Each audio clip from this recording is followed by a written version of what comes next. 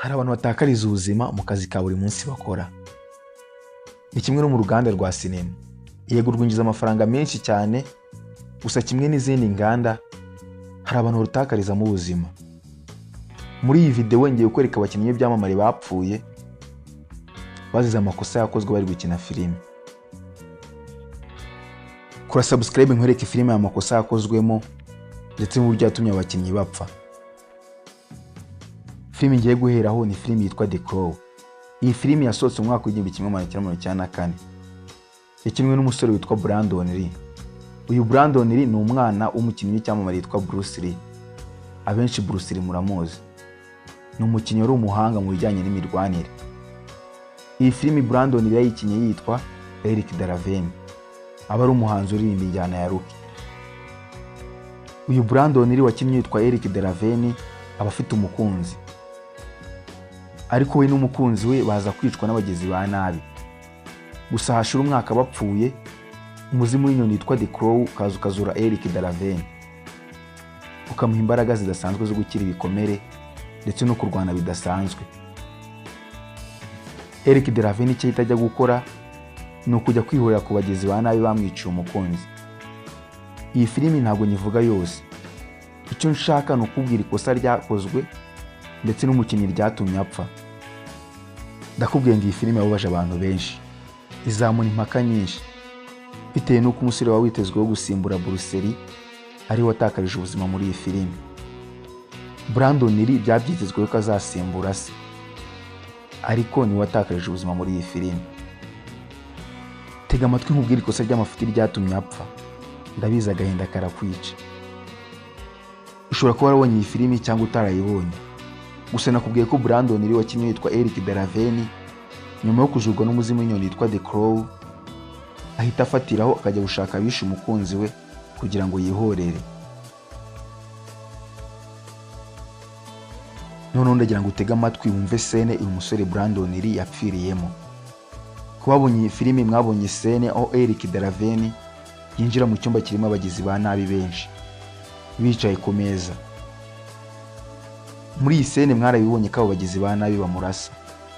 Ndagira ngo noneho utege amatwi wumve ibyabaye bari gukina iyi scene. Buri muntu wese wakinnye nk'umugizi wa nabi muri iyi filime yahawe imbunda bagiye gukina iyi scene. Ngira ngo murabizi ko ari n'umugizi wa nabi witwa Funny Boy. Umuntu wakinnye nka Funny Boy nawe yahawe imbunda. Ndagira ngo utege amatwi wumve impamvu Brandon Lee yapfuye bitewe n'iyi mbunda babahaye wakinnye nka Funny Boy. Imbunda babahaye aba bose zari imbunda zirimo amasansu ya fake. Amasansu ya fake asohora umuriro ndetse n'urusaku ariko ntagire ikintu kigenda. Ariko dore ikibazo cyabaye ku mbunda bahaye Funny Boy. Imbunda bahaye Funny Boy yari yakoreshejwe kuri scene yabanjirije iyi ngiyi. Iyi scene yabanje yari yakeneye amasansu ya nyayo. Ni ukuvuga ngo imbunda bayikoresha baba bashyizemo amasansu ya nyayo. Noneho ndagira ngo wumve ikosa ryakozwe. Bahaye umuntu iyi mbunda kugira ngo akuremo amasansu ya nyayo ashyiremo ya fake. Arabikora ariko yibagirirwa muri imwe. Nuko Brandon Lee arinjira ngo bakine iyi scene. Nkuko mwabibonye muri filime bose bamurasiye rimwe. Baramurashe ariko Funny Boy yarashe rya sansu rya nyaryo ryarasohotse. Rikubita Brandon Lee mu nda. Yikubita hasi. Abari kuri set bose barumiwe. Bagira ngo Brandon Lee aracyari gukina. Ariko barebye neza basanga ari kuva amaraso menshi mu nda. Bamwirukankana kwa muganga muri ambulance. Bamujyana kwa muganga barabaga bakora uko bashoboye. Ariko nyuma y'amasaha 6 hatangazwa inkuru mbi. Inkuru y'urupfu rwe. Urupfu rwa Brandon Lee rwababaje abantu benshi. Ndetse bamwe batekereza ko uyu muryango wavumwe. Iyi filimi yapfuye atayirangije. Gusa nyuma y'igihe bashatse abandi bantu barayirangiza.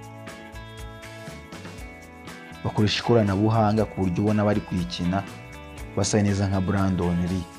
Icyo twita body double mu ndimi z'amahanga.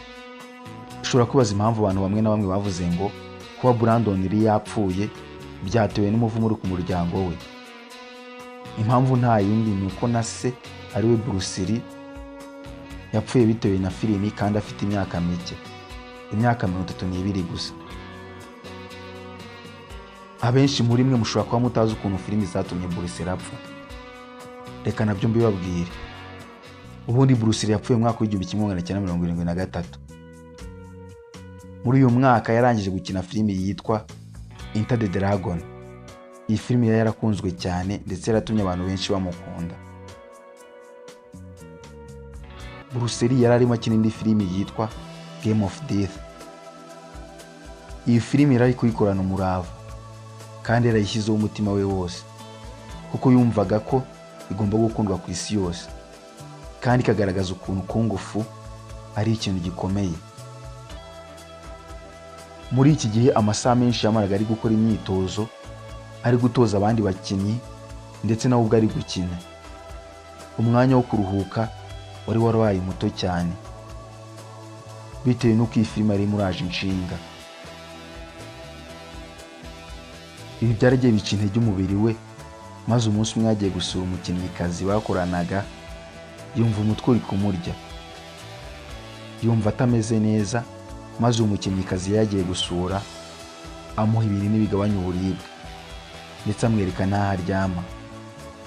Bruce Lee yaragiye araryama ariko ntiyakanguka. Abaganga bamusuzumye basanga yapfuye. Abaganga basanze ubwonko bwe bwabyimbye. Bamwe bavuga ko ari indwara asanzwe arwara, abandi bavuga ko byatewe n'umunaniro amaranye iminsi bitewe no kutaruhuka.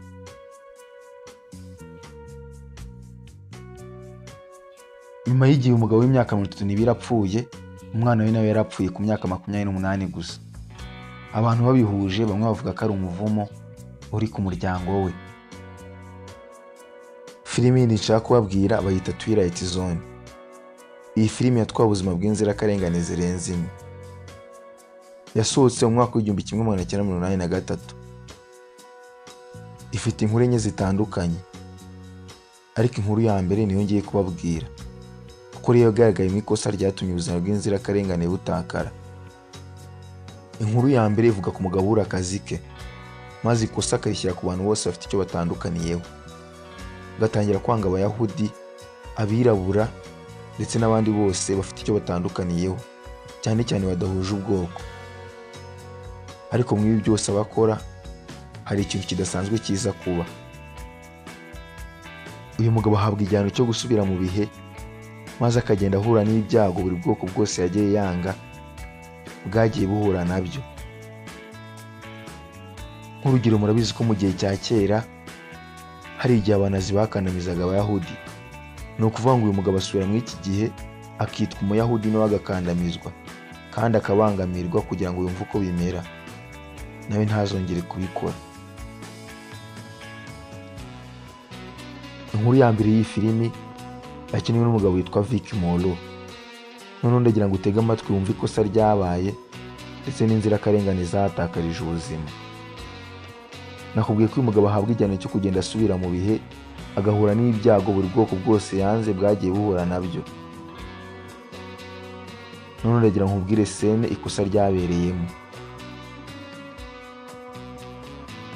Muri iyi filimi hari scene umugabo yasubiye mu gihe intambara ya Amerika ndetse na Vietnam yari irimbanyije.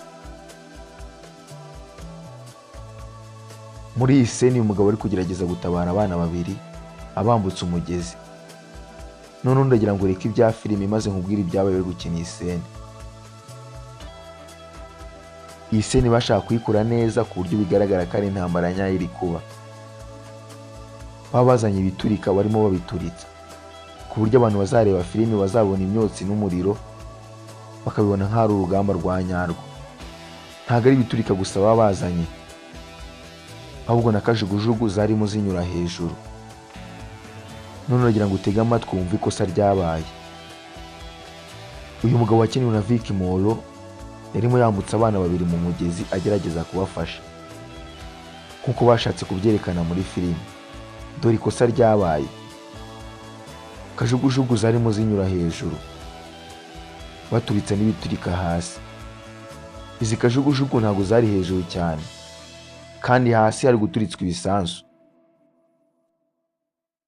icyabaye nta kindi, igisasu kimwe cyaraturitse gifata akajugujugu yari iri hejuru, kuko itari iri kugendera hejuru cyane. Iyi kajugujugu yahise ibura uburinganire, iramanuka neza igwa kuri Vicky Moro ndetse n'abandi bana babiri baba bari kumwe. Bose uko ari batatu bitaba Imana, wongeyeho n'umupilote wari utwaye iyi ndege. Nyuma y'ibi, amategeko agenga ukuntu abana bakinishwa muri sene zimwe na zimwe yaravuguruwe. Abadirekita b'iyi filimi barafungwa bashinjwa icyaha cyo kwica batabigambiriye, gusa nyuma y'igihe bararekurwa. Reka dukomereze kuri filimi yitwa The Expendables. Turavuga ku gice cyaho cya kabiri. Iyi filimi yahuriyemo ibyamamare byinshi bituma abantu benshi bayimenya, urugero nka Chuck Norris, Sylvester Stallone, Jean-Claude Van Damme ndetse n'ibindi byinshi. Iyi filimi ivuga ku itsinda ry'abasirikare bagurwa bagakora amamisiyo hirya no hino ku isi. Kugira ngo wumve ikosa ryabaye ndetse n'abantu bapfuye, banza umenye iri jambo stunt double. Uku ni kwa kuntu wazana umuntu ku ruhande akaza akaba asimbuye umukinnyi uri gukina filimi ho gato kugira ngo akine role runaka umukinnyi atashobora, cyangwa se ishobora gutuma umukinnyi akomereka, bikaba byamuviramo kudakomeza filimi. Niba umaze kumva iryo jambo, ndagira ngo wibuke iyi sene iri muri Expendables igice cya kabiri. Expendables team iri muri Bulgaria ku mugezi witwa Oginyanova igaturitsa ubwato. Iyo sene niba wayibutse, ndagira ngo wumve umuntu wahapfiriye ndetse n'impamvu yapfuye ubwo barimo bakina iyi sene. Muri iyi sene bagomba guturitsa ubwato. Ibisasu bari bazanye byari bya bisasu bigomba gutanga umuriro ndetse n'urusaku, ariko ntiwe byagira ingaruka mbi zikomeye ku bantu biturikiye imbere. Ndagira ngo wumve ikosa ryakozwe bigatuma abantu benshi bakomereka ndetse n'umwe agatakaza ubuzima. Ikosa rya mbere, ibisasu bakoresheje bari babiteguye nabi. Ikosa rya kabiri, babyegereje stunt team. Nakubwiye ko stunt team ari rya tsinda ry'abantu riza gukina ibikorwa bikomeye muri filime abakinnyi ba filime batashobora. Ibisasu bajya kubituritsa byabyegereye stunt team, itsinda ry'abo bantu bakora ibikorwa bikomeye muri filime. Ubwo baturitsaga ibisasu, abenshi muri stunt team barakomeretse bitewe n'uko ibisasu byabibegereye, ariko uwitwa Kuni Liu we yakomeretse kurenza abandi. Bagerageje bose kuba ubutabazi bw'ibanze, gusa biranga. Kuni Liu we arapfa bitewe no gukomereka cyane. Urupfu rwa Kuni Liu rwazamuye impaka nyinshi ndetse rwibutsa abakinisha filime ko bagomba kwitonda mu gihe bagiye gukoresha ibiturika muri filimi zabo. Reka amakosa yakozwe muri filimi gatuma abakinnyi ba filimi bapfa tube tubasoreje kuri filimi yitwa The Midnight Riders, yasohotse mu mwaka wa 2014. Iyi filimi ivuga amateka yanyo yaranze umuhanzi witwa Grid Arumani wakuriye mu itsinda ry'abahanzi ryitwa Arumani's Brothers. Yakiniwe n'umukinnyi w'icyamamare witwa William Hurt. Ndagira ngo none utega amatwi wumve ikosa ryakozwe ndetse n'ingaruka ryagize rigatuma abantu bamwe na bamwe bapfa abandi bagakomereka. Muri iyi filimi hari sene yagomba kugaragaramo. Sene Grid Arumani aryamye ku gitanda cyo kwa muganga.